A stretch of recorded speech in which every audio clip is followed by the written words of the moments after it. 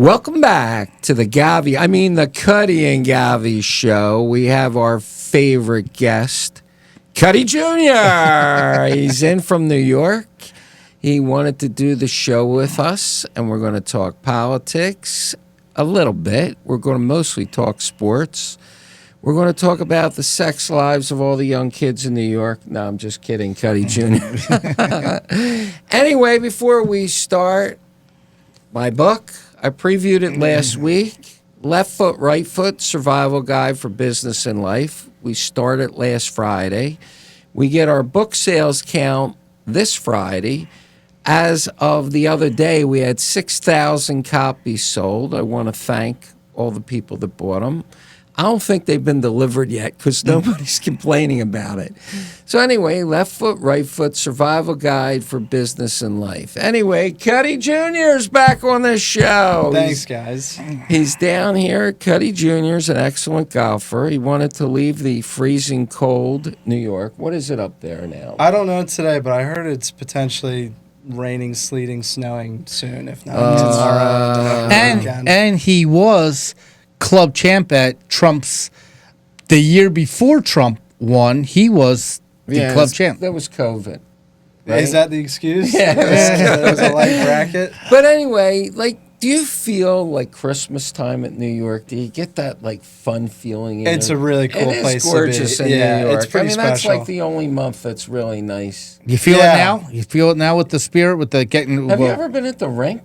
You ever go? Yeah, what's it called? The one at Rockefeller. Yeah, it's really nice. I mean, that's the most special time of year in New York. When it goes from marathon weekend through Thanksgiving into Christmas, the city changes. It's really cool to be a part of and walk around. It's really beautiful. All the decorations come out. In the summer, it can be kind of gross and disgusting. Yeah. With the heat. But don't the stabbers come out during this time of year? Since it's now 3 days in a row and we had 3 stabbings. I mean, it's so funny. I never see that. I don't know what it is. Maybe I'm invincible. Maybe I walk around with my skin is Kevlar and everybody knows to stay away. it's 3 days. It's all over the news. It's 3 days. It's 3 days in a row that you're having a mental. Disabled person that basically randomly is stabbing and killing people. I mean, it's a big city. There's 12 million people, or 9 million people. How many in New York? I couldn't tell you. I don't know. Well, let's just talk about that right now. We're talking upper West Side. We're talking nice areas and stuff. So, well, let's talk about that right now. Is the trial of Daniel Perry, right? Penny. Daniel Penny, the Marine. He was on the subway down in New York. This guy was acting up crazy, threatening people in the subway. He leaped out of his chair, and he put the guy in a bear hug chokehold, and the guy died. He was choking him too long. Now, Cutty Jr. takes the subway. You have a MetroCard, right? No, it's tap to pay. So. Tap to pay. All right, that's over my. I'm 67. I don't even know what tap. Do you have a tap to pay? Do you? No, I don't even know tap your credit card or your phone on the machine. But Cutty Jr. still likes to walk 20 blocks at 2:30 in the morning with all these nuts out there. Why would you walk? That's another question. Is it safer to walk than go to the subway? I mean, the subway can be a pretty 1 a.m. 1 p.m. It really depends what time you're getting on the subway. It can be a pretty interesting place. I mean, the things you see down there are nothing short of spectacular. Give us an example. What's the craziest stuff? I mean, have you ever seen anybody with a gun or a knife? No, but I've seen people with a pretty sizable quantum of drugs on the subway. Yeah, that's a drug. It's a little, it's scary to see. Do you see police down there? Oh, yeah, police are down there. So what do you do? frequently. Do you just look down at your feet? Yeah, I mind my own business, look down my feet, stand in my spot, mind my own business. So wouldn't you be happy if all of a sudden you saw a Marine that stepped up, if a person came in there yelling, screaming, saying, I'm taking everybody with me, I'm going to kill somebody right now, and all of a sudden he's going a little crazy? Are you happy that a Marine steps up and puts him in a chokehold? Yeah, I've never been in a situation like that on the subway. I mean, I've been in situations, well, not that exact situation, but weird/scary situations in airports, on planes, where people have stepped up and did really, really honorable Were you ever mugged? things. I've never been mugged. No. Okay. Any of your friends? Friends, you don't wear a former watch. baseball coach. Yeah, I don't wear jewelry. I mean, and I want to ask you about that as well. What watches they get? Because I'm starting to enter maybe potentially the market, so I might have to come to you. Okay. Well, We we'll can do get that. you the family discount, but- 10% yeah, more wow, than retail. 10%. What's the 10% discount more if than I- retail. What's But the wait, discount if I put my email yeah, in online? yeah. Is it 15? Am I getting a bad deal? No, I'll give you your price without your dad knowing, because that way you'll get a better price than your dad. Oh, Yeah. I like Yeah. that. I like Okay, but because that way we have to start you off young, and Yeah. then he doesn't Build up. need a discount. But anyway, this Penny situation though, here's the thing that's very He interesting may about. be convicted, which is a shame. He's going to get off. I just like I told you, Trump's getting off. He's getting off because it just came out. You got Bragg is sitting there now. Here's this. Okay, Here's this, Bragg is the Attorney General of District Attorney Attorney. of Manhattan, New York, and basically, he's the same guy that when there was the bodega. The old man was defending himself in the bodega where a guy stabbed came the with guy, a yeah. knife. He decided that he was going to put the bodega owner, the worker, in Rikers. If you remember, he went to Rikers for like Yeah. 2-3 days and got scratched up and beat up in there. He's also the guy that decided to put a 78-year-old, what's his name, Weisselberg? Or Yeah. The CFO. yeah, of, he threw Trump. him in Rikers too.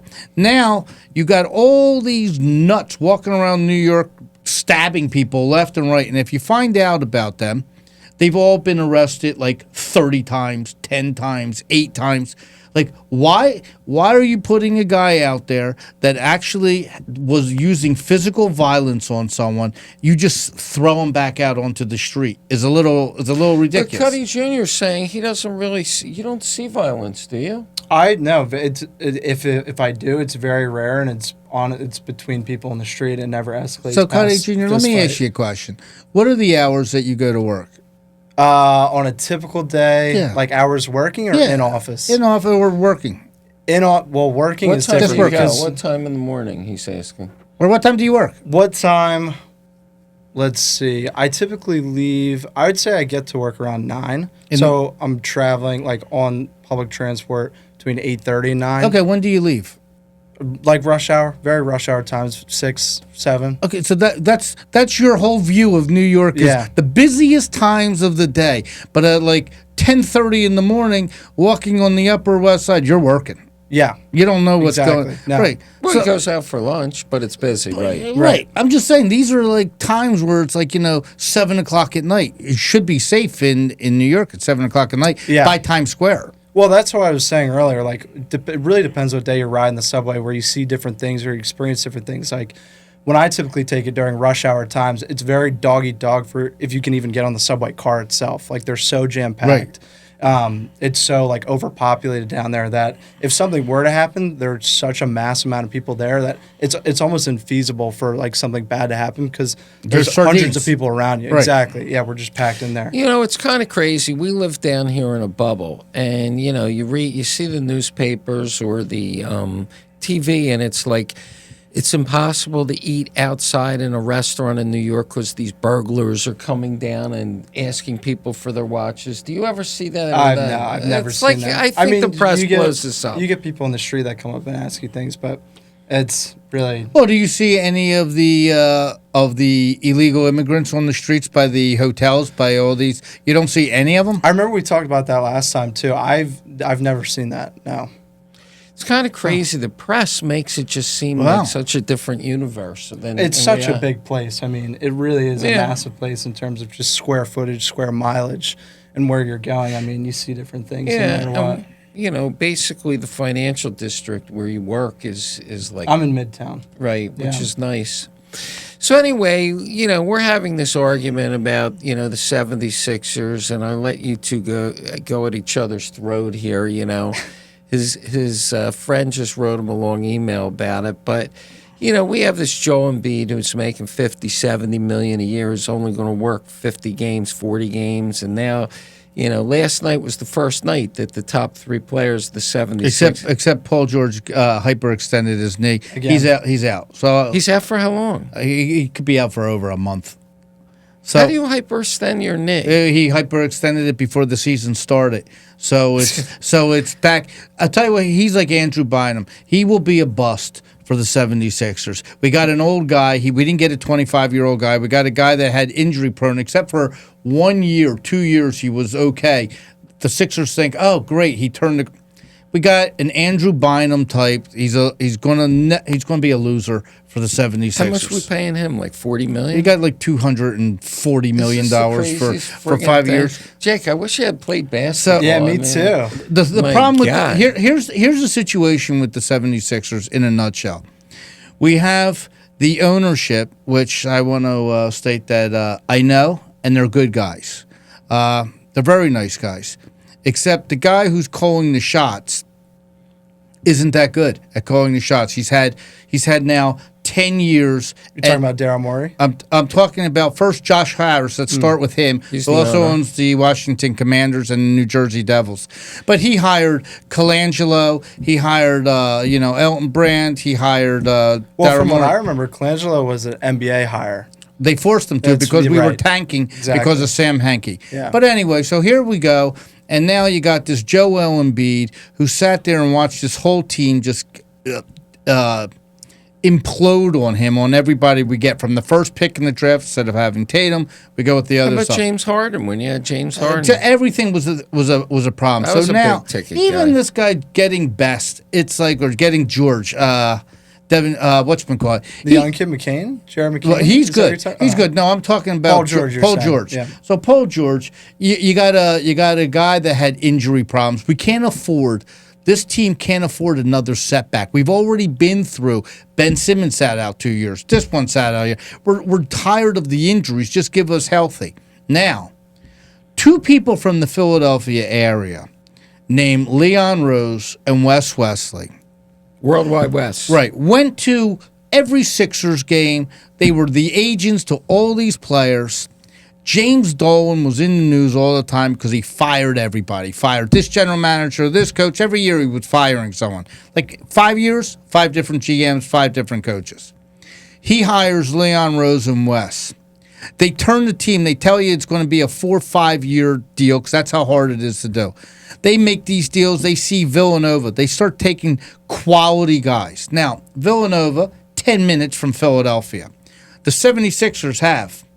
But 2 second-round picks. We passed on everybody. Let me ask you this question, though. How do they get out of these giant... they're destroyed forever because they have these giant contracts. Why do they keep getting into them every year? It's like they just got into George this summer. They just signed but Embiid. How do you get rid of guys? Who's going to take Joel Embiid at $50, $70 million a year? Nobody wants a player. He would have been on any team. They would have taken him right now. Right now? If he's healthy. If he was healthy, they would have taken him. But if he's not healthy, they would have signed. I know the Knicks want. They said him. his knee is like this big. He's 7'2". Listen. Yeah, it's true. That guy was able and healthy, was able to play in the Olympics. Yeah. As soon as we need him to play for us, he's hurt again. If there was another Olympics 3 weeks from now, he'd be okay. Well, let me ask you this question because this is like an item that I have. And this is for the girls and the guys. We're talking sports and guys listen, some of the girls. At what point, in my view, and I just was talking to Cutty Jr. on the way over here, the team, although it's owned by an individual, it's really owned by the city. You have like Dallas Cowgirls that is owned by Jerry Jones, but he has proven as ownership for the last 20 years he sucks. Right. At what point does the city have the right to overthrow the owner and say, you know what, you're a terrible manager. You can't. We're the fan base. We're supporting the team. I'm tired of you, Jerry Jones, making the draft picks. No coach wants to work for you because you're impossible to work for. The only thing you could do... You're talking about Josh Harris. It's the same situation. Cowboys, Sixers. You have these owners that won't let people like Leon Rose and Worldwide West do their job. They do let them do the job. They're just not hiring the right people. Now, they should, if they could go up to Leon Rose and Wes Wesley and say, do you want to come back to Philadelphia? I don't know if I would want to come back to Philadelphia because once you're achieving success in New York, like why would you want to come to Philadelphia unless New York's a bigger market. Unless someone says to you, I'm going to give you a lot more money. Yeah. Now, if you can give him the money because it doesn't count against the cap, I would open up the vault for these two guys and say, build me a team right now because you could get rid of Well, you Joel know Embiid. these guys personally, and I'm not asking you to speak for these guys, but rat them out, all right? Like when you're like a Worldwide Wes, who's famous, obviously, and you're paying a guy $70 million. I don't know what Wes makes, a general manager of a team. I'm saying in general, probably what, $2 million, $3 million, $4 million, a general manager of a basketball. I'd say it's probably higher. You think a general manager? Yeah. But do they get jealous that like this guy is getting $70 million a year and they're in control of this whole No, thing? because they're making their money. But I'm going to tell you something. Billy, what was the guy? Billy King. Yeah, Billy But King. I'm going to let He you was know making $2 something million. about Wes. Wes travels to every away game with the New York Knicks. He should. So he's there for every single game. I don't know if Daryl Morey is on the road with the 76ers every game. Wes is also knows all these players. He was an agent for these guys. So when you come into Miami and the New York Knicks come to town and they want to go out at 12 o'clock, he's making sure they're all okay. He has them with the number that they can call. He's getting a certain quality guy he's drafting where he knows the parents. It's much more. He's getting a different quality guy than a guy that's just a me guy. I think that's every sport. You know, they build the team around like one guy, and they try and fill in. And when that one guy falls down, it gets all screwed up. You can take that in football, basketball, hockey, any sport. But the New York Knicks, they were horrible for 40 years. Now here comes a guy. He gets Jalen Brunson, which he's known since he was born. All of a sudden, he sees that Randall and him aren't working out together, won't be great together, ships out Julius Randle. All of a sudden, Karl Anthony Towns was his client. So all of a sudden, he says, here's a guy that could open up the floor. He takes the three-pointers, and he can do, and then you bring in some defensive guys like OG Anunoby is a defensive guy. Bridges is an all-defensive player. Josh Hart is another one. Here's a guy that's a guard that's getting 16, 13 rebounds a game. He's actually 1 or 2 rebounds less than Joel Embiid a game. He's a guard. Right. He doesn't do it for one game. He does it for all of them. So if you look at the Knicks right now playing basketball, they are really an essence of what Philadelphia would love. A team that dives on the floor. No one out hustles them. If you look at these Sixers game, they don't get any loose balls. They're just I'm making $1.2 million this game. I'm not dumping on the floor. We're just not a hustling team. And Philadelphia, one thing about Philadelphia, you don't have to be that good. If the fans see you, I'll give you a guy from Indiana since that's a good state for you, T.J. McConnell. T.J. McConnell was a guard that Process Sixer. Was a Sixer. Yep. Fans loved him. You know what he did? He came into the game. He worked his butt off. Now he's doing that for Indiana. The guy's a major cog. We go like this. So long, T.J. Thanks for the years. For what, $2 million a year? We need a guy like him. We do that with Jimmy Butler, James Harden, everybody. We keep Kyle guys. Yeah, but Jimmy Korver, Butler is an how about- exception because he's a high-profile superstar that still dives for balls. Right. Yeah. Whereas James Harden. But we got rid of him. Yeah, James Harden has a lot of passion remember out there, but Kyle he may not Korver? necessarily be hustling every Right. play. So Right. anyway, in the NBA, you know what? You got to go with a quality people. And Villanova, you had quality people, and there's no excuse that the 76ers 10 minutes down the road didn't get one of them. We had 3 second-round picks when Brunson went in the second round. We passed on him 3 different times. Where's Mo Cheeks? Is he at the Knicks? He's the assistant coach on the Knicks. He's a good guy, too. He was good. Yeah, Were but you around for that? No, or you I were wasn't too when he young? played. no, but he was the coach for No, Portland. He was the coach when he was a coach, Yeah, yeah. he was Yeah. coach, right? Sixers and Portland. Yeah. Right. And then he was the assistant coach under Tibbs in Chicago. So let me ask you this then. You know, like an owner like Mark Cuban, where he's ultra involved versus Josh Harris or, Dolan. Josh Harris is involved that he shows up at every game. Right. But as far as Do you like a Mark Cuban owner type that's rooting and fighting with the refs and taking Well, he doesn't fight as- $300,000 fines and he doesn't fight as much because when Mark Cuban bought his team, it was maybe $100 million, maybe less. Once it got up to the $4 billion mark, You know, he was fighting for Dallas was one of the worst teams in the league. Like it was like Right. they were like the New York Jets of the NBA. Year after year, you can count on them being the worst team. They couldn't even sell. What he did when he became the owner.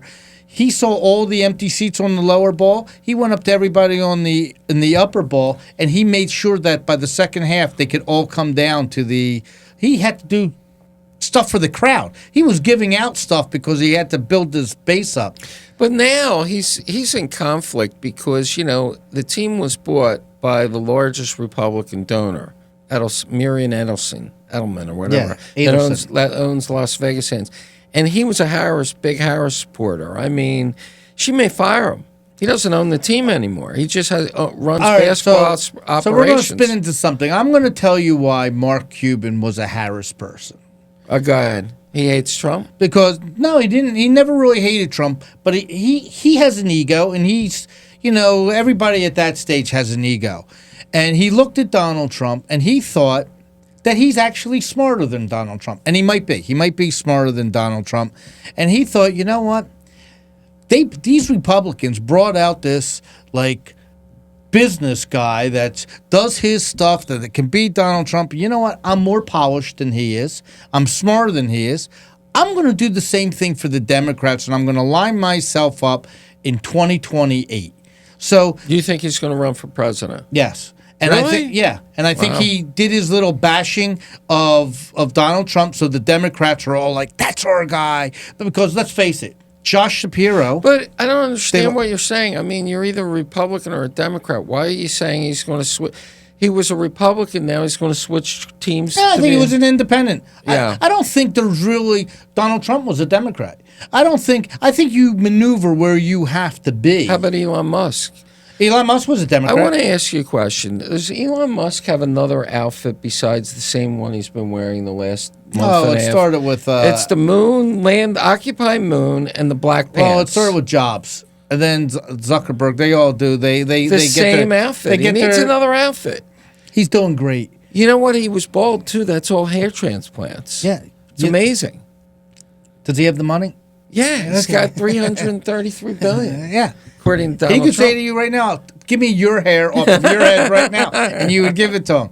So, so you got Mark Cuban. He wants to be that guy. Except it backfired on him because when he started pushing down Trump, everybody thought he was believing the polls that it was neck and neck. No one knew that it wasn't that close. So now I'm going to ask Little Cutty a question. Cutty Jr. So, by the way, you notice his hat? It's from Aspen. Yes, I didn't know saw that. He has an affinity for focusing on new things I get every time we see I didn't him. even know what Aspen that. I didn't know that's the signal for Aspen. Really? The frat boys went out there on a little vacation. All the ski instructors have that little symbol on their back. Have you ever been to that Caribou Club there? Yeah. I sent them there. You've Guess been what? there? Yeah. They rejected me. They kicked me out. I couldn't get in. In the summer, they couldn't get A in. business partner of mine is one of the first members ever there. He was only there twice.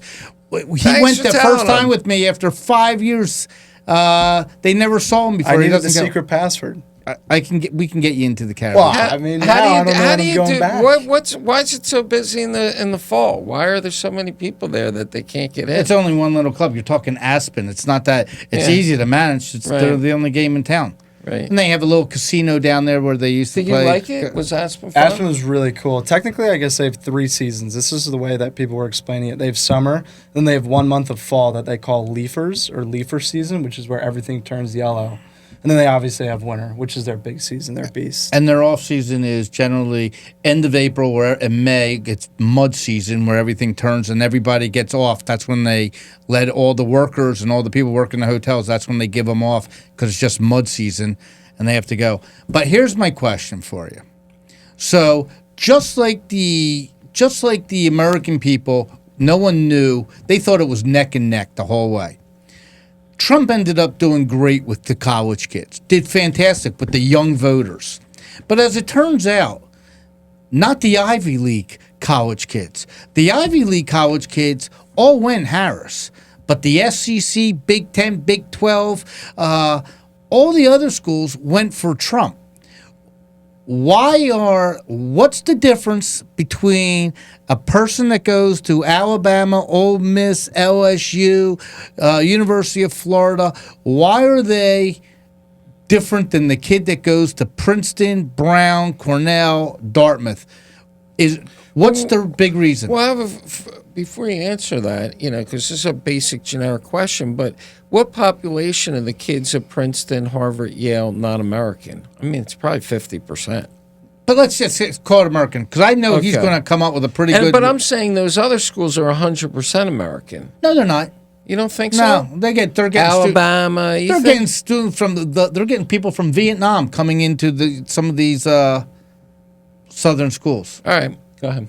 Well, I can only speak for an Ivy League school, and I could also speak for University of Miami as well, being that I attended both. But I think from my perspective, what it ultimately comes down to for Ivy League students, and I can speak for, I guess, my friend's perspective and the way that they view politics and their political beliefs, it comes down to ultimately where they grew up, the environment they grew up in, the environment of the school itself, where the school is placed. If you look at Ivy League schools, they're all Northeast, right? They're in the Northeast. They're all in Democrat cities, right? Or in Democrat towns themselves, where if you look at something like Georgia, in Athens, Georgia, very red area, I would assume, or in other SEC schools in very much more rural areas in somewhere like West Philly, where Penn is.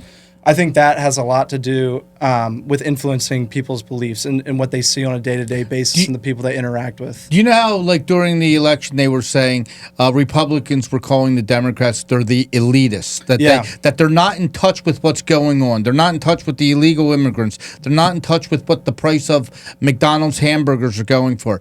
Do you feel that the college student that goes to LSU or University of Texas, do you feel that they know what the price of a Big Mac is, and that the kid that goes to Harvard, he's just whipping out the credit card and he has no idea? It doesn't affect his life one bit. Yeah, I think, there's some good thought behind that. He was just there 2 weekends ago in Boston.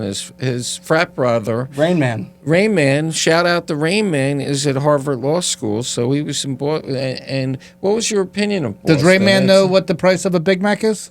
Oh, yeah. Rain Man might. He's a frequent McDonald's visitor late in the night, early morning, some would say. Okay, but the average, do they really know that it went up? No, definitely not. I mean, it's interesting. When I thought going to Miami, I saw a lot of wealth in terms of where kids came from and the money that they were just able to spend on a day-to-day basis. And going to Penn was a whole different beast. Like, the socioeconomic backgrounds that a bunch of these kids come from, it's wealth that's just, like, unimaginable. It's really, they could spend like whatever. You, Govy. Like your wealth. No, I want to tell you something. Yeah. My brother had nightclubs in Philadelphia. And we would go, they were the nicest nightclubs in Philadelphia. And I'll tell you what I noticed from the Penn students.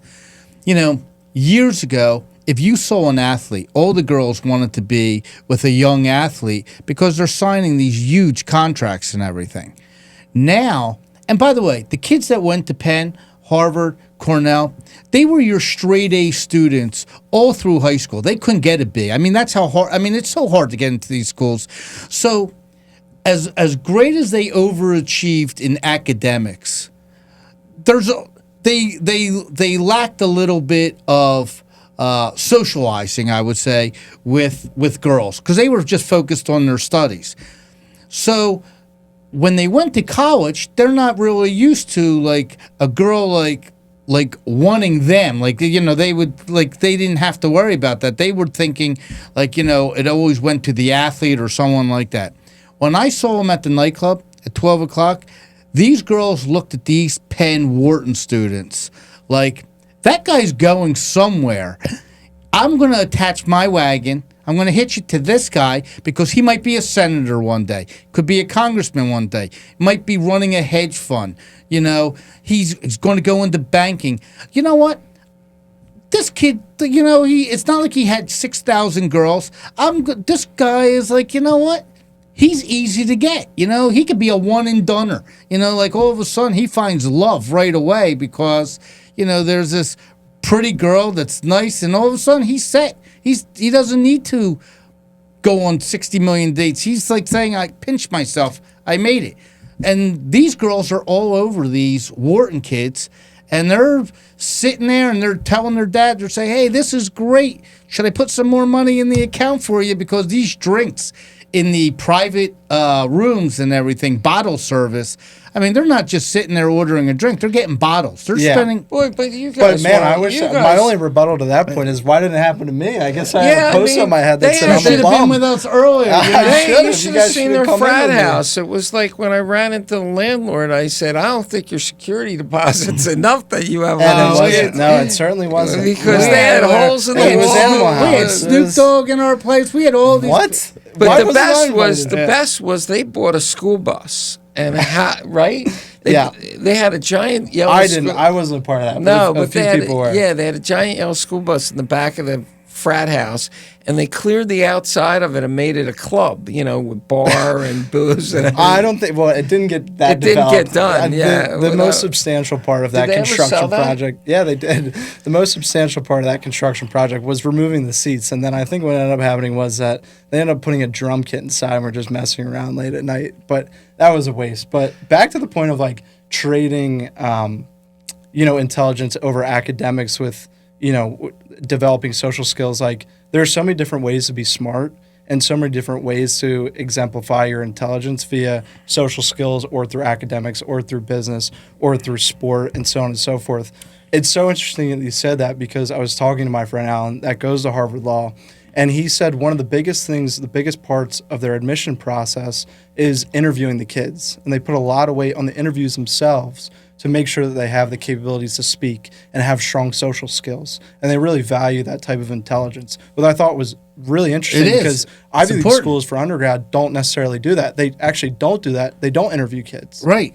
And it makes it where it makes it more enjoyable to be more inclusive when you have people that are like, not just a guy that's like doing his homework, coming back and is like, I look at it like this. You might think I'm crazy. Bill Gates was probably that super nerdy guy in school that didn't really have a lot of girls. He met his wife, whatever, and got away. And all of a sudden, he met this guy Epstein, and Epstein, said, here's some guy. And once he got older, got more established, not like he's not a kid anymore. More exposed. Yeah. Next thing you know, look at Jeff Bezos with the girl he's Jeff with Bezos. Now. They all got divorced. The guy, Sergey whatever from Google, he got divorced. They all, they all grow up, and then the money is like, But I just think that the Ivy League schools, if you look at the vote, most of them, and I think the one reason why is the faculty of Ivy League schools, I would say 90% to maybe 95% of the faculty are not just liberal, they're far left liberal that are educating the students, where in the other schools, it's not nearly at that level. Well, think about it. I mean, I'm not just talking about the Ivy Leagues, but the Ivy Leagues. If you're a professor at Columbia, let's say, or Wharton, you're making probably $300,000 or $400,000 a year. You're not working in the summer. You have tenure. You can't get fired. You have a pension plan. You have great health care. You have a grad student that grades your papers. I mean, what a great life if you want that kind of life. I mean, it's not like you or I working their ass off their whole life, trying to survive in a business. Think about what the coverage they have. It's like you're made for life if you want that kind of life. It's a very liberal view. I think you can, back to your point there, I think you can ultimately boil it down to three key points. When you talk about elitists, I think there's been I don't know when it happened or how it happened, but it seems there's been like a weird shift to where the elitist party somehow came away from the Republicans in being financially conservative and cutting taxes and maintaining wealth, and somehow shifted to where some of the richest people in America are liberal or Democrat. And so I think looking at it first, for Ivy League students, they're switching now. Yeah, which is so interesting. Socioeconomic status is a big one. A lot of the kids I know from Penn, a lot of my friends are some of the wealthiest people I know, and the majority of them are liberal. Number two is where they grew up. So a lot of them grew up either in or around the tri-state area in the Northeast, in a big city, near a big city, Democrat places. And then third is where the school is itself, being in West Philly, being in Philadelphia itself, which is a liberal or Democrat place, majority. I think all those have a big influence on how kids see the world. And also a big point is how the professors view things as well. Like, I think all those things combined really shape a kid's perspective, especially during those 4 years where you're learning so much about yourself and about life. And if you apply that same thought to schools like Georgia, like Alabama, in very red places, the same applies to where that vote swings the other way. You know, what's funny is I had a client in the late 90s, early 2000s, and the guy ran a hedge fund. And he was in the Philadelphia area. He was from Chad's Ford, that it was his operation. And he taught at Wharton as a professor. And the students didn't know that he had another job, that he's like major. And they weren't really listening to him. They, like, a couple of them were like, basically like, you're teaching us, if you're so good, why aren't you making real money? Why are you taking a professor's salary? You know, like, sort of like they're turning their nose. Like, they didn't really treat the guy with respect like that he should have. And then one day on the New York Times Sunday edition business section, front page is this guy on how successful he is and all the buttons he's pushing and everything. And all of a sudden he walks into the class and every single student was like different to him. They were like, this, like, they can't believe that. And that's when he left. He quit because he was only doing it for the enjoyment of giving back. He wasn't doing it for what it is. But it goes, you know, there are a lot of students, don't you think, at Harvard, Penn, Wharton, they're saying, why is this guy making $250 a year, $300,000? Why isn't he making big money? Well, that's a great question, but the first thing I thought of when you brought up that story was, who was your favorite professor at University of Miami? Dr. Berkowitz. He was great. The first day of college, he comes into class. I'm in a marketing class. You know, we're University of Miami. You're walking in there, you're stoned out of your brains. You know, this Stop is back. putting down my alma mater. This is back in 1975. You know, Suntan you. Yeah, suntan. You know, so it was. He comes into class and he says, "Look, this is a little different marketing class because I just sold my chain of liquor stores, 108 liquor stores, for $31 million. And back in 1975, that was a lot of money. Right. You know, I was like, oh, I can't listen to this guy. What's he have to say? You know, it wasn't like your typical professor, like you're talking about, wandering around in the back.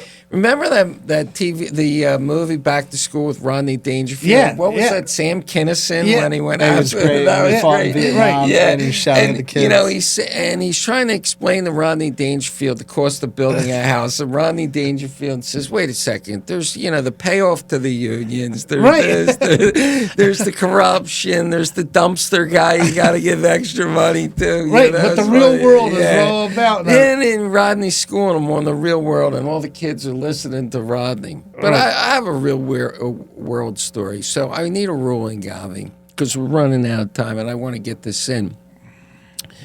So as I outlined before, my Starbucks changed, closed for renovation for the summer, which is crazy. So now I go to the other Starbucks where there's no drive-in. Mm-hmm. You have to go walk into the store. So now there's always a long line, and we know Starbucks, the line is brutal. It takes forever. So I hold the door the other day for a lady, like a gentleman, an older woman, and she stands in front of me at the line. If I'm holding the door for her, don't I get to go in front of her on the line? Well, she orders 4 complicated drinks that took forever, and I'm like, I was really in front of you. I held the door for you. I'll tell you how I would rule on that. If she was the ordering ruling? a coffee, you ask her. Then she should still go in front of you because that's the right thing to do. Because you open the door for her, she's ordering a coffee and going. But if she's going to sit there and now order a Starbucks order for all her friends and their complicated orders, she should be able to say, "Thank you for opening. You go in front of me. You're one person." I would do that in the supermarket. She was wrong. If somebody in the supermarket, you have 12 items and somebody has 1 item, don't you let them go in front Just of you? to let you know, the Starbucks you go to, I was with someone that goes to the same Starbucks he goes to, and the person says, if you're interested in coming here, you got to leave 15 minutes early because the line, they're all sending the same, this one Starbucks at Miser's doing both the stores now. I'm like, why are these people so hooked on this Starbucks to go 15 minutes early? Like, get something else. Get one at your house that you do a K-cup and call it a day. Tim Hortons is really good. It's complicated to do that. So I got a couple of subjects I got to hit you on. Don't you have to? You got your. How much time? Well, we got a little bit, but I got a great idea. What? How about if we do the picks on reels and just finish our show like this? Okay. And then we can do afterwards a reel for the picks. Great. So How's that sound? Smart. That's why you're the captain. All right. So that's what I told Cutty Jr. He's the captain. So one question is P. Diddy. I got to just tell you something. In the news right now is Ellen DeGeneres bought a castle in England. So she's moving. She's moving to England. She's leaving the country. And she said, because of Donald Trump. Now, my spin on it, and this is just me, my theory, is it really doesn't. Donald Trump is just an excuse for her. And I think that she had P. Diddy on her show 19 times. 19? 19 times. Oh, my God. So, by the way, 19 times is like what, twice a year? You're having this guy come on your show? She was invited to these parties. She was there. She knows people that were. All the guests on her show were also there.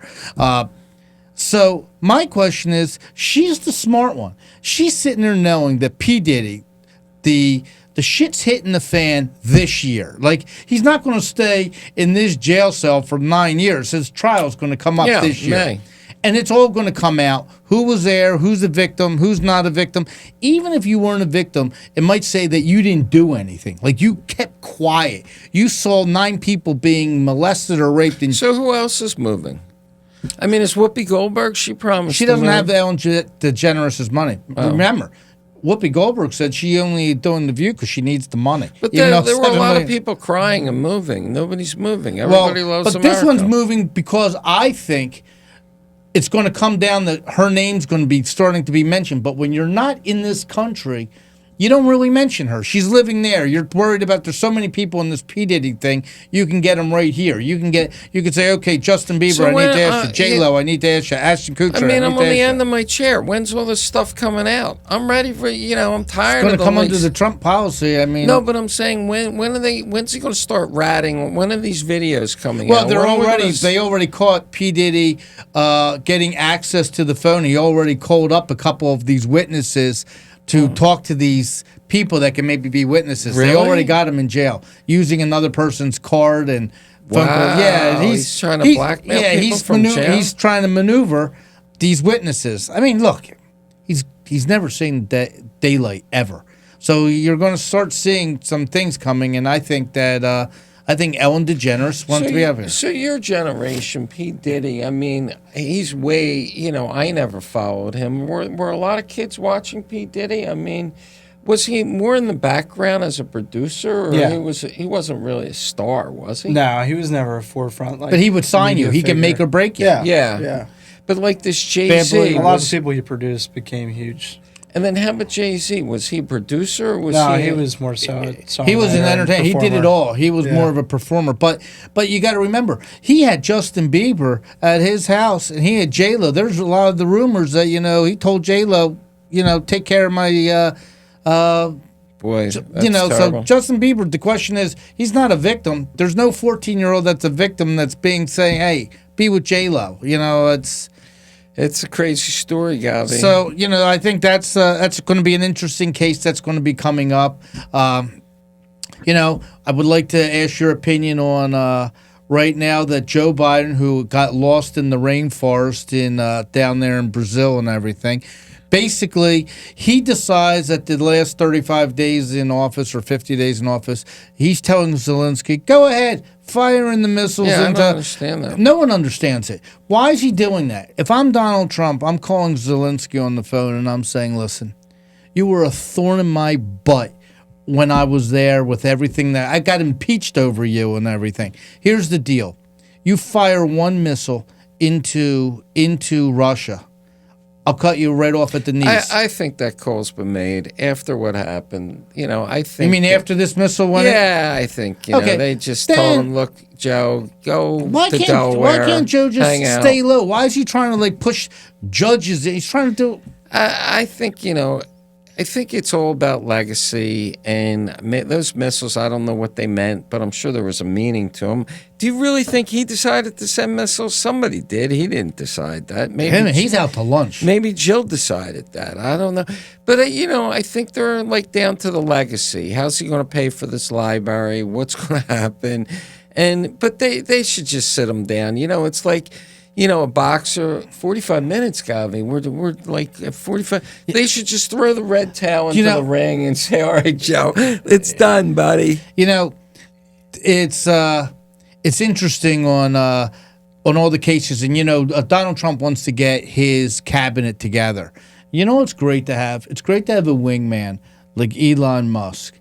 And basically, you get these rogue senators that want to make a name for themselves, and they're like, "I'm going to vote no on this guy." And then everybody has to beg this one senator, "We need your vote because it's so tight." And you sit there and they love the limelight, because everybody's watching Susan Collins from New Hampshire on what her vote is, or Murkowski from Alaska. Just like I love that. Elon Musk went up to these people and said, "Anybody that's going to vote against Donald Trump, I'm going to personally fund the opponent." Elon Musk said that. Yeah. That's not nice. I'm going to fund. We're going to ruin your life. No, I'm just going to fund your future opponent. Right. And if you have $300 billion and you threaten, you take that seriously. Well, let me tell you something. If someone wants to throw $1 billion or $2 billion into a Senate race, you're going to lose the Senate race. And by the way, I just want to give a shout out to, I'll tell you the senator that's one of my favorite senators right now, Fetterman. He's great. The guy Democrat. Democrat. This was a guy that I thought was brain damaged. Right. He's coming out. He's spot on. He's spot on Israel. He's basically laughing on all these people going crazy on all these appointments. Gates backed out today of his cabinet, which was all planned, by the way. This was all strategic. Right. Everybody thinks they're in the know. They knew that this guy was going to back out. It's all part of the master plan. But you got Fetterman saying, if you guys are going to be trolled like this, you got a long way. You got 4 years of being tormented by this guy Trump. He's going to torment you. I want to say one last thing before the end of the show. I am getting an unbelievable amount of fraud calls. It's the holiday season, folks. Be very careful. A lot of people are calling your cell phone. All your stuff is out there on the dark web. I had this guy that actually called me and read me my Social Security number, and this and that. And he was trying to get me to admit to certain things. And I was lucky. I talked to my brother-in-law. I said, call me back. But you have to be really careful this time of year with the credit cards. And also the mail, they're telling you, UPS, we have a package here. Can you verify your address? Yeah, a lot of this. But one thing they can do, they can hit the subscribe button to our show. I like that.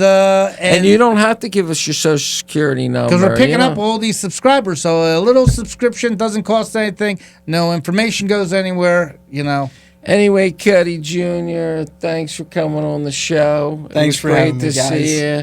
I'm curious if those scammers are just the paparazzi that follows you guys all the time. Yeah, well, that's a problem. I'm thinking. Be careful, stalkers, big fans. Hey, you know what's nice? When we walk into a restaurant here in Boca and someone said, "Wait, that's Govy." No, they said that's Cutty of the Cutty and Govy show. I was there when I witnessed that. That was really. I don't know. Govy's hair is Herculean right now. He looks like Zeus. I gotta get a haircut. I gotta get a haircut. I'm interviewing for a driver, but nobody wants to drive my 2012 Oldsmobile. Anyway, folks, left foot, right foot, survival guide for business and life. We need 5,000 to be bestsellers. We already have 6, so what the hell that means, I don't know. 4,994. But our bestseller, New York Times. Yeah, Cutty is like here it is. We're ready for Sirius. Sirius We're Radio. going to go on Fox News and be big superstars. Anyway, folks, thank you for watching the Govy, Cutty and Govy, Cutty Jr. show. See ya. Have a great week. Away from the devil, I'm only